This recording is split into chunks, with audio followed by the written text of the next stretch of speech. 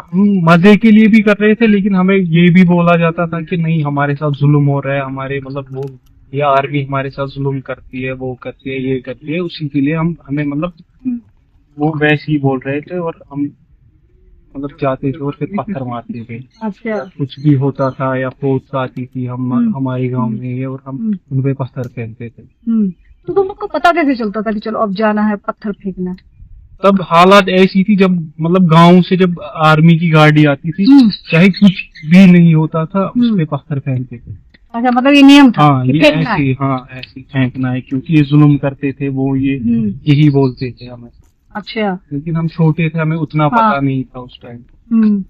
तो कभी खुद को डर लगता था कि पकड़ लेंगे, तो उठा ले जाएंगे, फिर क्या होगा? नहीं, कभी डर नहीं लगता, नहीं लगा लेकिन डर? डर नहीं लगता था, क्योंकि हाँ। हमें उसी वैसे ही वो बोल रहे थे ना कि अगर आप वो करोगे क्योंकि जुल्म हो रहा है। हम हाँ। मतलब हम छोटे थे, हम्म। हम वो गुस्से से बोले। कभी हाँ, हाँ, तो गुस्से में जान। हाँ, हम गुस्से में जाते थे और फेंकते थे पत्थर वगैरह वो भी। हम्म, हम्म। हमें तब पता ही नहीं था मतलब रियलिटी में होता क्या है वो। तो तुम बस ऐसे ही जाते थे? हाँ, हम ऐसे ही जाते थे। फिर अभी जब ये जीवन जीते हो, अब कैसा लगता है? वो लाइफ ज्यादा बेहतर लगती है? अभी भी मन करता है वैसा कुछ करना है? नहीं नहीं, अब बहुत अच्छा लगता है, क्योंकि तब हम स्कूल भी नहीं जा पाते थे अच्छे से, हफ्ते में लगभग 3-4 दिन बंद ही रहता था। हम्म, हम मतलब स्कूल अच्छे से नहीं, अब अगर आज देखोगे पुलवामा में, तब कोई ट्यूशन सेंटर नहीं था। अगर आप अभी देखोगे, फिजिक्स वाला भी यहाँ पे आ गया, हम्म, उनका यहाँ पे ऑफलाइन ये कोचिंग हम्म, सेंटर। वो हमारे लिए बहुत अच्छा हुआ, क्योंकि वो अब ना श्रीनगर जाना पड़ता है ना कहीं और जाना पड़ता है। हम्म, अब हम यहीं पे आराम से स्कूल भी जाते हैं, और हमारा ट्यूशन व्यूशन से यही है सब। हम्म, अभी ऐसा कुछ नहीं है, मतलब मैं अपने देश से प्यार करता हूँ अभी। जब मैंने देखा यहाँ पे क्या होता है, हमें यूज किया जाता है, मतलब जो यहाँ पे होता था पहले, मिलिटेंट्स के साथ जाते थे, एक गांव में कम से कम 4-5 तो होते थे। अगर अभी के टाइम पे आप देखो, एक भी नहीं है। हम्म, सारे अपने काम से काम करते हैं, पढ़ रहे हैं, स्पोर्ट्स में ये भाई है। पहले तो ऐसा नहीं होता था कि इसको पूरी मतलब जो स्टूडेंट्स है वो उसकी सपोर्ट करेगी। यहाँ की गवर्नमेंट भी सपोर्ट नहीं करती। जब से एलजी साहब आए तो मुझे लगता है बहुत मतलब हर चीज में सपोर्ट मिला है हमें। उसमें तो बहुत अच्छी, मतलब हम भी बहुत अपने देश से बहुत प्यार है। तुम क्या महसूस करते हो जब जाते हो नेशनल लेवल पे कम्पीट करते हो? फिर वही कश्मीरी जो हम्म, घर में होता था, वही वही बंदा आज कश्मीर को रिप्रेजेंट कर रहा है। लाइक इंशाल्लाह 28 को इंडिया को रिप्रेजेंट कर रहा है मलेशिया चलो आमीन। में। नाम क्या तुम्हारा? मेरा नाम ताउसीर है। हाँ, और ये वैसे रबर बॉय है ना? Rubber boy of Pulwama. हम्म, हम्म। तो वहां से यहाँ आने की जो जर्नी है कैसी है, क्या है, क्यों करते थे पहले गलत काम, पत्थर उठा के फेंक देना? डर नहीं लगता था? नहीं, डर तो नहीं लगता था। मसला क्या था, हम्म, छोटे थे, हम्म, जब देखते थे सारे जाते थे। हम्म, लाइक माहौल ही ऐसा था, एक वेव ही ऐसी चल रही थी। इसको भी जो अपने लाइफ से बड़ा था, उसको देख के वो पत्थर मारने जाता था, या कहीं पे कोई इनकाउंटर वगैरह होता था वो जाते थे। तो जब हम देखते थे, तो हम भी गर्मी होते थे, स्कूल वगैरह तो बंद रहते थे, तो हम भी जाते थे। हम भी ऐसे ही जाते थे, धीरे धीरे लत लग गई। तो जब भी कहीं पे सुनते थे ऐसा कुछ सीन, तो हम हाँ। दौड़ के जाते थे। फिर कहाँ पे रहते? रोड अच्छा, रोड पे पड़ी रहती थी। या कभी भी हमारे गांव में आर्मी आएगी, ज्यादा टाइम पता था शाम के टाइम आर्मी आएगी हमारे गांव से, तो सारे लड़के रेडी रहते थे अच्छा। पत्थर मारने के लिए। हाँ। तो ऐसे कोई ये मतलब कोई ऐसे भी था कि सब लोगों को एक साथ बताया जाता था कि चलो फलानी जगह चलेंगे, तब ये करेंगे? ऐसा तो कुछ नहीं था। लाइक वो तो एक इनकाउंटर साइट होती थी जहाँ पे इनकाउंटर होता था।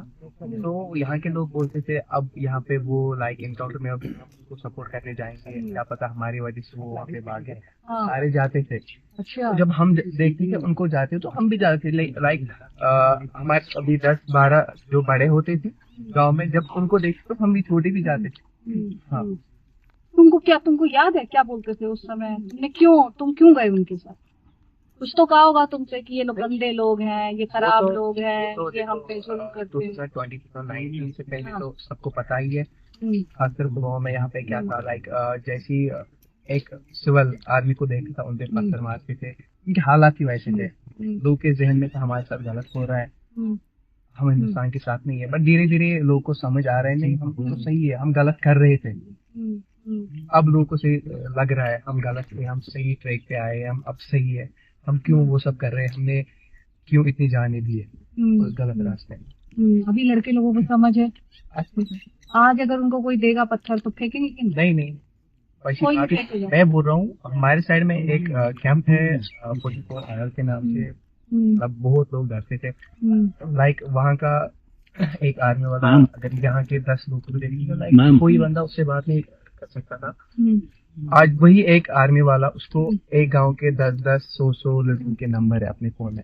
जब भी उसको कोई हेल्प चाहिए वो कॉल करता है, वो लड़का जाता है उसकी हेल्प करता है, वो चीजें लानी होती है तो अच्छे से लाइक एक फैमिली रह के अभी रह रहे हैं।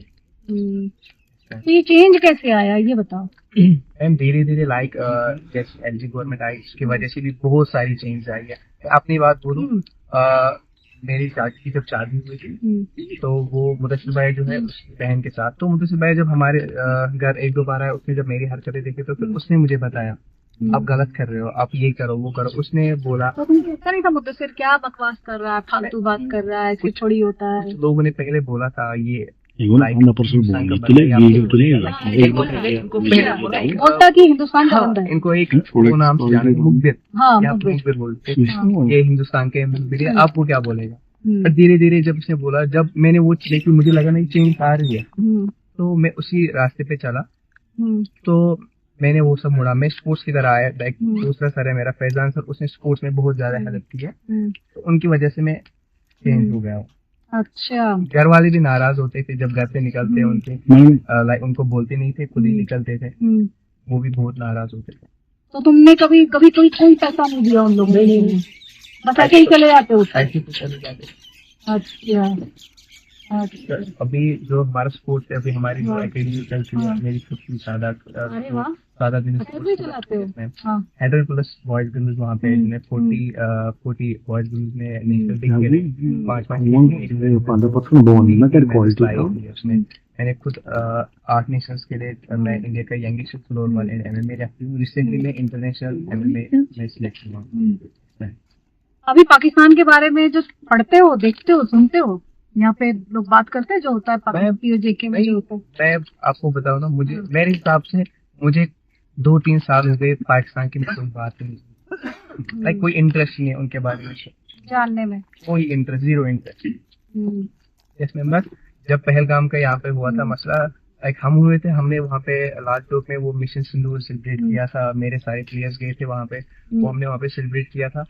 लाइक मैंने उस दिन देखा है, हमने एक प्लान किया, हम वहाँ पे सोच रहे थे अब कुछ सही हो रहा था। अब बाहर के लोग यहाँ पे आते थे, अब हम जब बाहर जाएंगे वहां से फिर से लोग बोलेंगे आप वही लोग हो, आपने फिर से वहाँ पे ये किया है। क्योंकि मुझे पता है हम बाहर जाते हैं, वहाँ से लोग क्या कहते थे, आप लोग में से आप वहाँ पे क्या आए थे, आपके पास गन थे, जिसको बाहर का कोई देखे उसको मारते। हम उनको समझाते थे। हमने अभी एक प्रोग्राम लाइक स्टार्ट किया, सोचते हम यहाँ पे बड़े इवेंट्स करेंगे, बाहर की स्टेट्स के प्लेयर्स को यहाँ पे बुलाएंगे, उनको पता चलनी चाहिए यहाँ पे वैसा कुछ सीन नहीं है जो हम बाहर बोलते हैं। वही प्लेस पे जब बाहर जाएंगे वहाँ पे सबको बोलेंगे नहीं पुलवामा तो सही है, ये हम यहाँ पे बोल रहे हैं पुलवामा ये चल रहा है वो चल रहा है, वहाँ पे वैसा कुछ नहीं। बहुत अच्छी बात है, बहुत अच्छी बात है। मौलवी साहब आप बताइए अपनी कहानी, आप ही की जुबानी सुनना चाहती हूँ, लोग आप ही की जुबानी समझें, क्योंकि बदलाव को लोगों की जुबानी ज्यादा बेहतर समझा जा सकता है। जी, मेरा नाम इजाज अहमद है। जी जी, मैं पुलवामा से ताल्लुक रखता हूँ। जी, इस्लामिक स्कॉलर जी जी। तो मैंने अपनी लाइफ में 2008 में भी यहाँ हालात खराब रहे, भी देखे। 2010-11 में भी यहाँ हालात खराब रहे, मैंने देखे। और 2016 में भी यहाँ बहुत हालत बहुत ज्यादा खराब, बुरहान वानी का दौर, बहुत ज्यादा काफी हालत खराब हुई वो दौर में देखा है। 2008 में चुनांचे मेरी उम्र कम थी, तकरीबन यही 14-15 साल की 2008 में। तो उस वक्त एक खामोश तमाशाई बन के मैं देख रहा था कि होता है। उसके बाद 2010-2011 के हालात आए, तब भी मैं एक खामोश तमाशाई बन के देख रहा था कि क्या हो रहा है। और यहाँ से मैंने तालीम हासिल की थी एक मदरसे से, ऐसा नहीं है कि मदरसे में हमें ये चीजें सिखाई जाती थी, वहाँ मजहब पे ज्यादा फोकस दिया जाता था, लेकिन इन चीजों से बाहर निकल के वहाँ लिटरेचर वगैरह भी पढ़ाया। वही तालिब इल्म के दौर में ही जब मैंने बाहर के हालात देखे, जब मैं खुद मजहब पढ़ रहा था, तो मैंने बाहर के जब हालात देखे, कुछ मौलाना थे बड़े बड़े, उनको भी देखा। नहीं अच्छा बाहर, अच्छा हाँ बाहर, अच्छा बाहर की मदरसे से बाहर की जो दुनिया थी। अच्छा। हम श्रीनगर की जामा मस्जिद को देख रहे थे, क्योंकि वो मजहबी एतबार से जो है हमारा यहाँ सबसे बड़ा मरकज माना जाता है, नौहटा की जो जामा मस्जिद। समझ गई, मीरवाइज उमर फारूक जहाँ। तो जब हम ऐसे प्लेटफॉर्म से देख रहे थे कि इस तरह के बयान आते हैं, इस तरह के भाषण आते हैं, तो ये चीजें ना कहीं इन चीजों ने हमें इस चीज के लिए भड़काया कि हम भी वैसे ही बने। क्योंकि देखिए सीधी बात कहूंगा ये कि एक चीज हम में ये आई, वो ये कि भाई हम भी ऐसे बनना चाहते हैं, सो दैट कि हमारी फैन फॉलोइंग है वो बढ़े। मीरवाइज उमर फारूक बिल्कुल।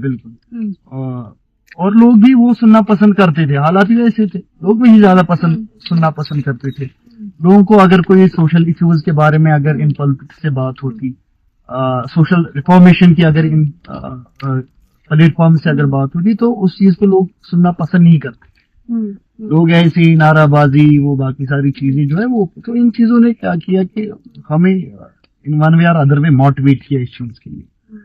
और जो ही 2016 जब आ गया, जब बुरहान वानी की किलिंग हो गई, तो आप समझ लिए कि हमें एक मौका मिल गया सामने आने का, और मैं भी सामने आ गया। यहाँ पे वो जलसे जुलूसों में मैंने शिरकत की, और एंटी नेशनल जो एक्टिविटीज थी या स्लोगन्स वगैरह जो थे वो दिए, या सरमन्स दिए एंटी नेशनल, यही हमारा काम रहा। फिर उसके बाद क्या हुआ कि हम पे FIR लगी, और उसी के साथ सही लगी गलत लगी? नहीं, सही लगी FIR सही लगी, क्योंकि आना जाना होता था, कि हम तो ये नहीं कहेंगे कि गलत लगी, FIR सही लगी। तो उसके बाद मैं PSA के तहत सेंट्रल जेल कोट बलवाल में बंद रहा। वहां से जब बाहर आना हुआ, तो जेल में ही मैंने कुछ चीजें देखी कि भाई साहब, जो मैंने चीजें, ये 2019 से पहले की मैं बात कर रहा हूँ, तो वहीं से मुझे ये एहसास हुआ कि नहीं भाई साहब, जो हम बाहर कर रहे हैं, इसका कोई है जो इसका गलत फायदा उठा रहा है, और इसको गलत तरीके से जो है हमारी जानों को बेचा जा रहा है, हमारे लड़कों को बेचा जा रहा है, हमारे युवाओं को बेचा जा रहा है, और इसको मजहब का रंग दिया जाता है। क्योंकि आप एक चीज देखेंगे ना, जितने भी हम अपने मुल्क हिंदुस्तान की अगर बात करेंगे ना, तो यहाँ लोगों को भड़काने के लिए, लोगों को उकसाने के लिए राम और रहीम का नाम ही काफी है। आप राम और रहीम का नाम लें, लोग अपनी जान क्या, अपने अयाल को, अपनी सारी फैमिली को काटने के लिए तैयार हो जाए। तो जब मुझे इस चीज का एहसास हुआ कि नहीं, चीजों को गलत बयान किया जाए, मिस इंटरप्रेट किया जा रहा है, कुरानी आयत को गलत तौर पे बयान किया जा रहा है, तो मुझे एक मौका मिला जेल में बैठने का। मैंने वहां पे किताबें पढ़ी, वहां पे किताबें की, वहां पे लिटरेचर मैंने पढ़ा। तो ये सारी चीजें जो है, मैं बाहर आया, तो बाहर आने के बाद भी पकड़ दकड़ स्टार्ट थी।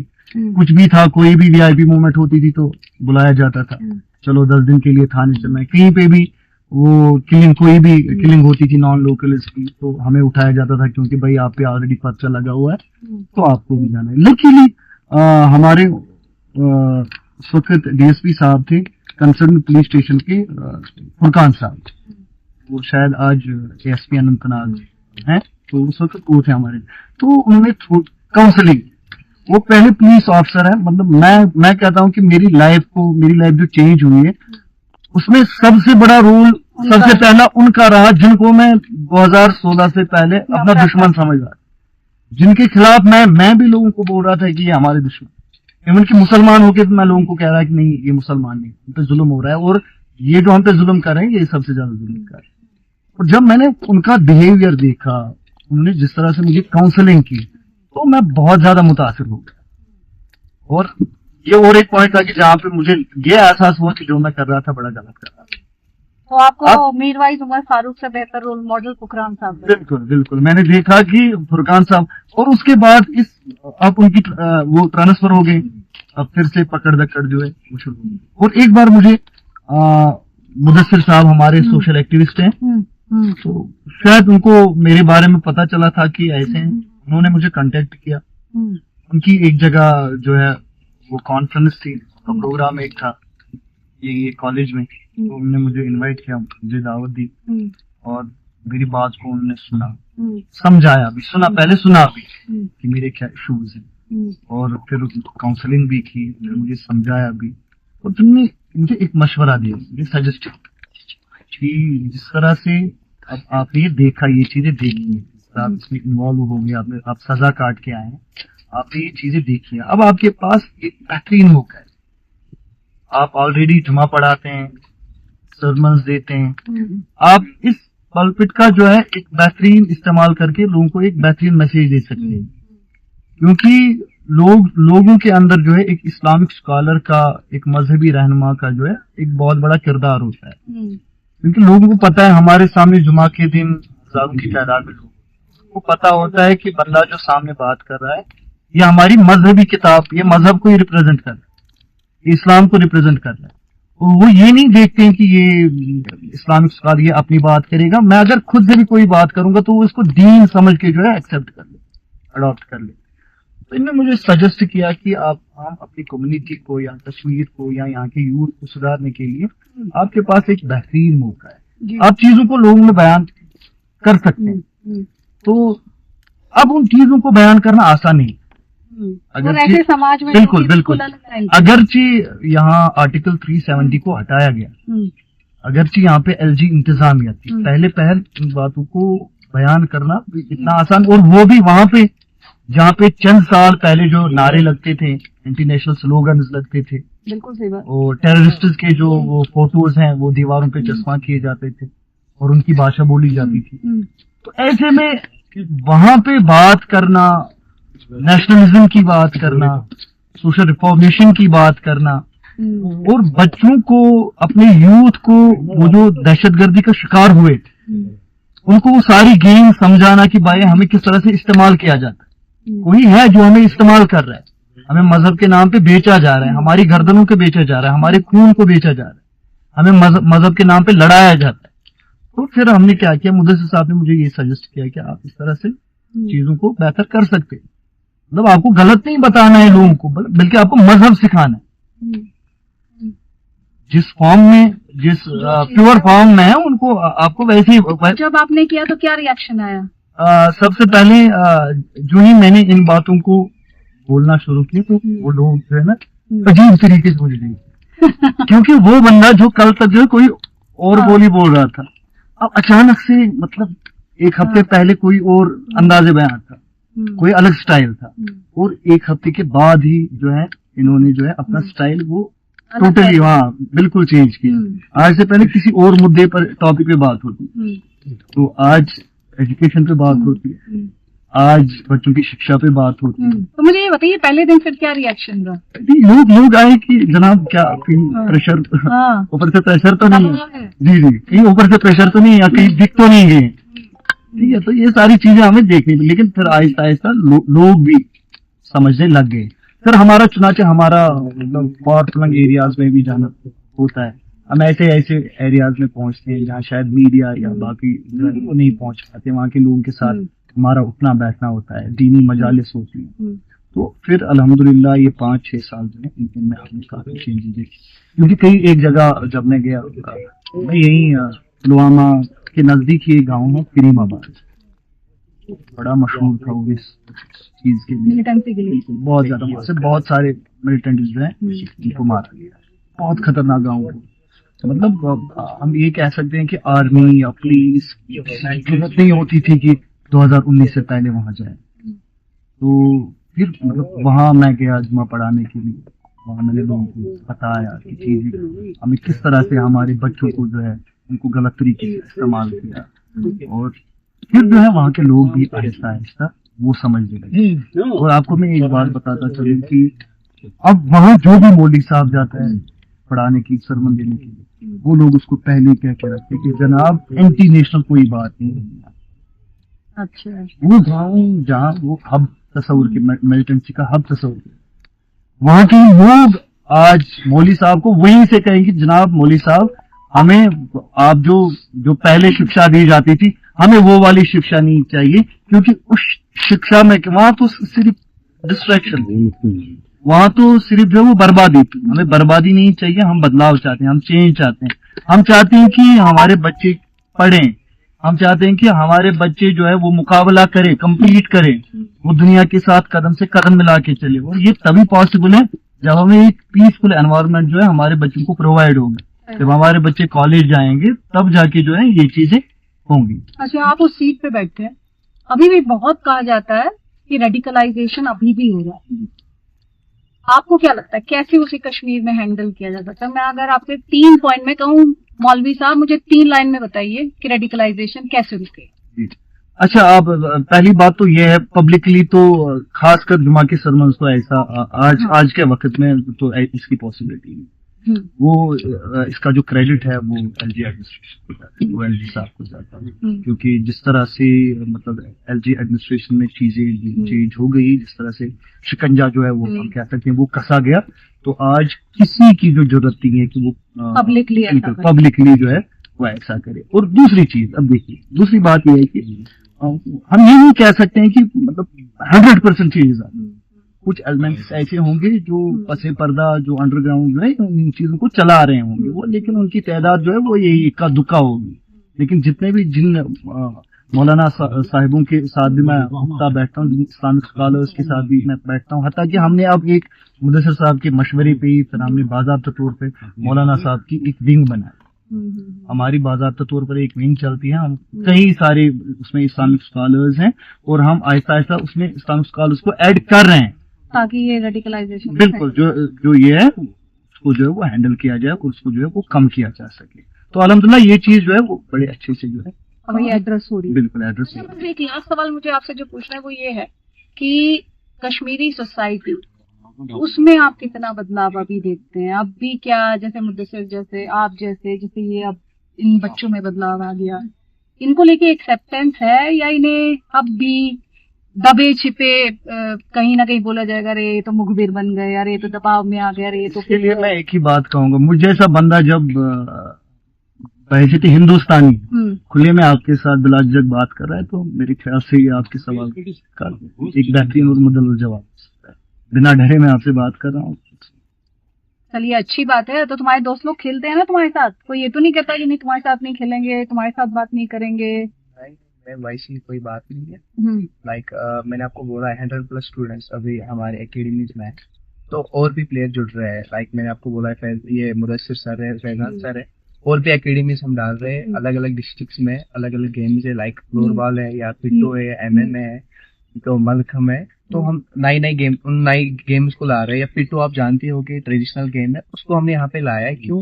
लाइक पुरानी वो यादें लाए, वो यहाँ के पुराने लोग खेलते थे पिट्टो, वो अब एक ट्रेडिशनल गेम बनी है, नेशनल इंटरनेशनल स्पोर्ट्स बना है, उस पर फोकस कर रहे हैं। इसलिए लाइक जो बोलता था ना ये क्या स्पोर्ट्स खेलते, वो भी अब आ गए। जो देखता है नहीं ये बंदा कल तक हमारे साथ था, आज ही बंदा हमसे आगे, ये लड़के जो मेरे साथ अभी है, क्योंकि तो हमारे साथ चलते थे, ये हमसे आगे कैसे चलेंगे।